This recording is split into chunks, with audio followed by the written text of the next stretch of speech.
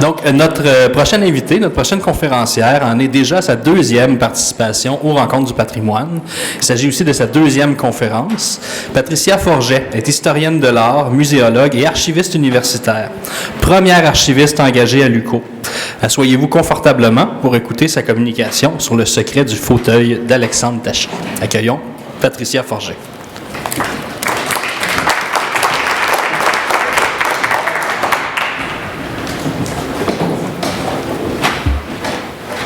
Bon. Donc, vous excuserez ma voix, là. J'ai attrapé un petit virus. Donc, bonjour. Je suis heureuse d'être des vôtres aujourd'hui pour vous présenter ma conférence. Je voulais d'abord remercier le comité de sélection. J'ai oublié mes lunettes. C'est pas grave. Manon Leroux, la société Pièce sur Pièce, de m'avoir permis de venir vous présenter, dans le cadre des rencontres de 2024, le secret bien gardé du fauteuil d'Alexandre Taché de l'UQO, un exemple de patrimonialisation. L'idée de venir vous présenter le cheminement d'un bien immobilier patrimonial me vient en fait d'un réel désir de démystifier les circonstances entourant le processus de patrimonialisation dans une institution publique. Les événements qui se présentent à nous dans le déroulement du quotidien peuvent être l'occasion de revisiter une pièce patrimoniale et de nous y attarder enfin. Je suis pas le... OK. Donc, je vous parlerai d'abord du projet de relocalisation dans mon exposé, du don de la famille Taché.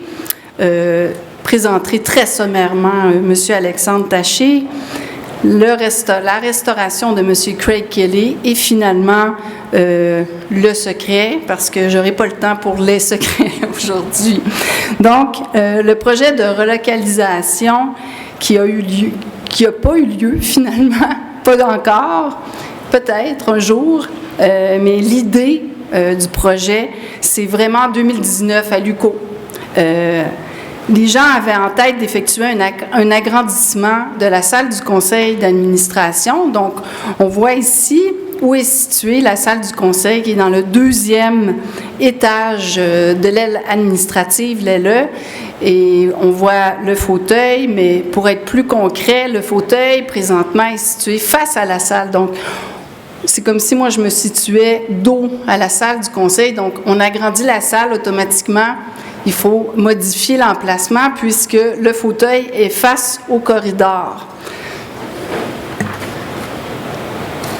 Le fauteuil d'Alexandre Taché, les pourparlers de la relocalisation qui ont eu lieu en 2019, moi, j'ai eu la chance qu'on m'implique dans les pourparlers, ce qui n'est pas toujours le cas au niveau du patrimoine. Hein? On n'est pas toujours impliqué, même si on est en charge du patrimoine.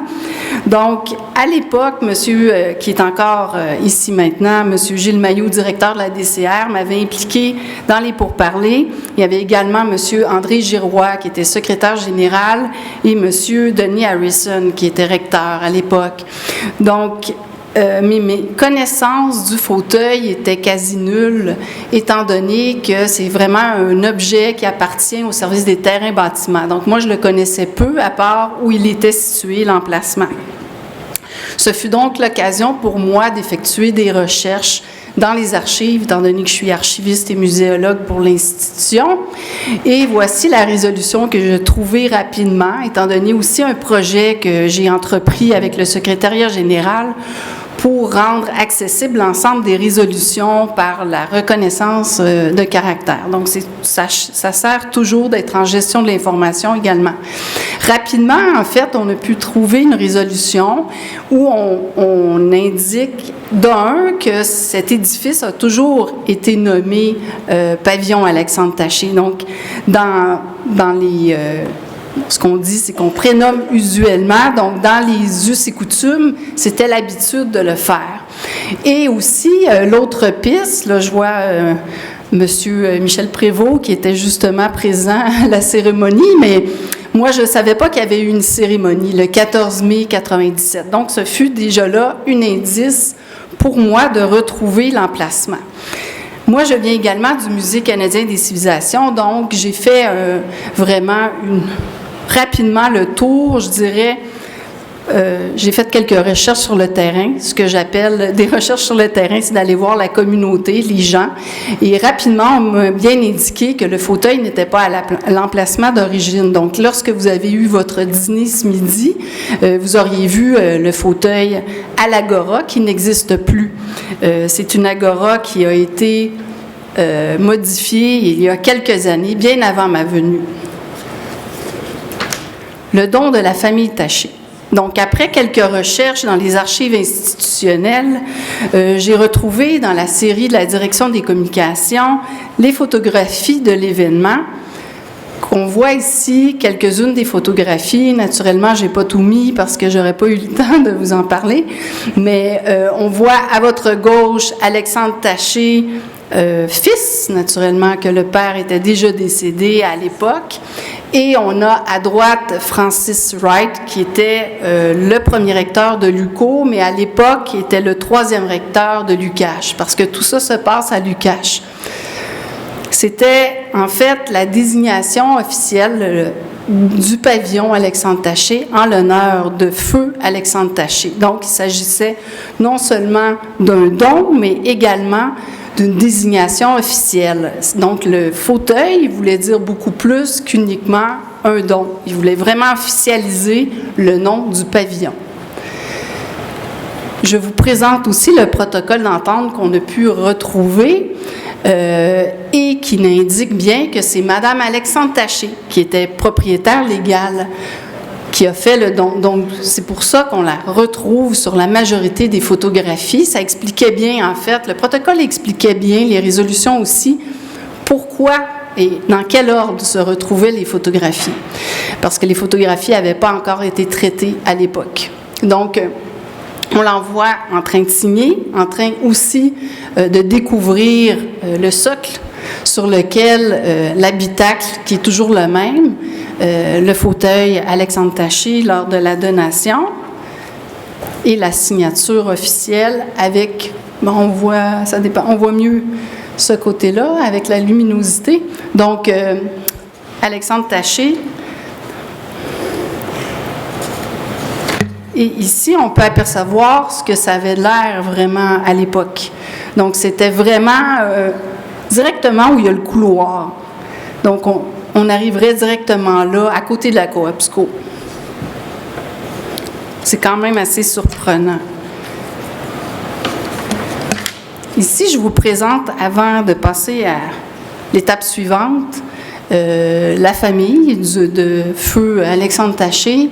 Et je vous fais un clin d'œil là avec la photographie de Bibliothèque Archives nationales du Québec de 1930. Donc, on voit Alexandre Taché, on voit Berthe Laflamme qui est sa femme et les trois enfants, ces trois enfants qui sont Alexandre, Yolande et Pierre, qu'on retrouve aussi sur la photographie en 1997. Donc, Alexandre Taché, dans le comté de Hull, a une position stratégique pour le gouvernement de Maurice Duplessis au niveau de la lutte menée pour le Québec contre la politique centralisatrice d'après-guerre du gouvernement fédéral. Monsieur Taché, qui faisait pignon sur rue, si je puis dire, sur la rue Champlain, donc face au musée, c'était pas pour rien que M. Taché a eu une si grande importance pour la région. C'est vraiment chez lui que M. Duplessis tenait ses soirées. C'est-à-dire que quand il venait à Ottawa, ben, il couchait chez M. Taché, il l'accueillait. À place d'être à l'hôtel, ben, il allait chez M. Taché. Donc, du coup, tout cet aspect politique arrivait dans la ville de Hull et dans la région de l'Outaouais. Je vous présente aussi rapidement, parce que je sais que je n'ai pas grand temps, que M. Taché est impliqué dans plein d'éléments caricatifs, comme là, c'est le lancement de la campagne de financement de la Fédération des œuvres de charité de Hull, et finalement, orateur de l'Assemblée législative du 7 février 1945 au 15 décembre 1955. parce que M. Taché a été député, puis là, je me rends compte que j'ai oublié de vous donner les dates, député de l'Union nationale dans Old en 36, défaite en 39, réélu en 44, en 48 et en 52. Mais c'est ce pourquoi, en fait, nous avons hérité par donation à l'UQO du fauteuil, c'est parce que M. Taché a été orateur, mais aussi à cause de la tradition qui n'existe plus. C'est-à-dire qu'à l'époque, le fauteuil d'un orateur lui était remis à la fin de son mandat. C'est plus du tout quelque chose qu'on fait de nos jours. C'est pas juste quelque chose qu'on fait ici. On faisait ça aussi au Parlement, l'autre côté. Donc, c'est pour ça qu'on a cette chance d'avoir ce fauteuil-là ici. Le fauteuil de l'orateur est un excellent exemple d'objet pouvant remplir à la fois une fonction symbolique et fonctionnelle. L'emplacement du fauteuil du président, sa hauteur, sa décoration aident à renforcer sa position de point focal. Ensemble, ils permettent aussi de souligner l'autorité du président. Et ça, c'est vrai pour tous les parlements, en fait, qui existent, qui sont liés aux gens de l'Angleterre. On donne le nom de trône à l'ensemble composé du fauteuil et de la structure contre laquelle il est adossé. Le trône symbolise le pouvoir de la présidence qui dérive directement du pouvoir royal britannique, encore de nos jours.